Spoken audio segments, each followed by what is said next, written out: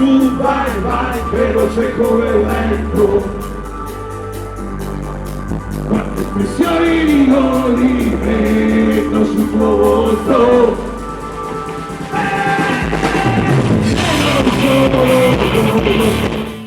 Grande successo per il V-Day che ha visto la partecipazione di oltre 1000 fan di Vasco Rossi. L'evento si è svolto il 9 e il 10 luglio a Villa Varda, organizzato dall'Associazione Culturale Racconti del Nord-Est, in collaborazione col comune di Brugnera.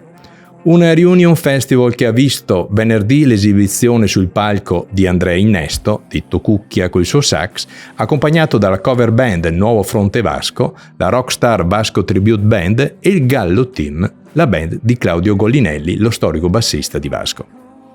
La giornata di sabato è continuata con il concerto di Bella Prica con il Vasco Rossi Tribute Live 1998 Imola.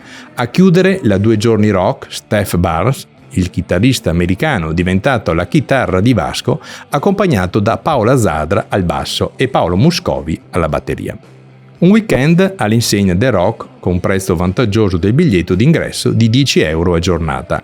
Ma che significato assume questo evento per il mondo dello spettacolo, rimasto congelato per quasi 2 anni a causa del Covid?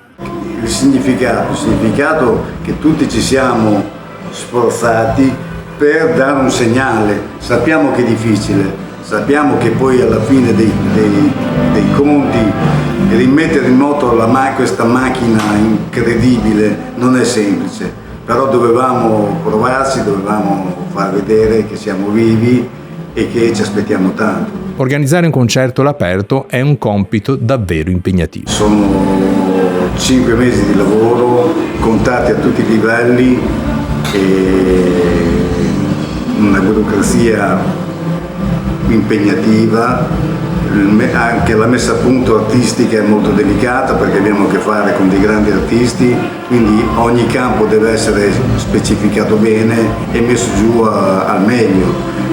Sappiamo che questi eventi hanno dei costi incredibili e noi siamo contenti perché comunque sia l'amministrazione comunale di Brugnera e aziende importanti come Motonova, Friuli Tagli e altre hanno deciso di supportarci e questo per noi è un grande onore, un grande segnale. Il Varda sarà protagonista con la stessa organizzazione anche di un altro evento.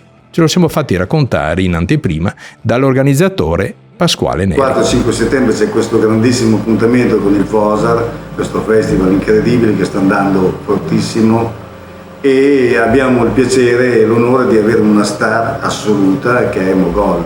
Quindi diciamo che questi 2 progetti voluti dalla mia associazione e supportata da tutti questi sponsor e dal lavoro di tanti volontari ha portato comunque un grande risultato che anche in quest'area qua stanno incominciando a ventilarsi l'idea di portare i grandi eventi.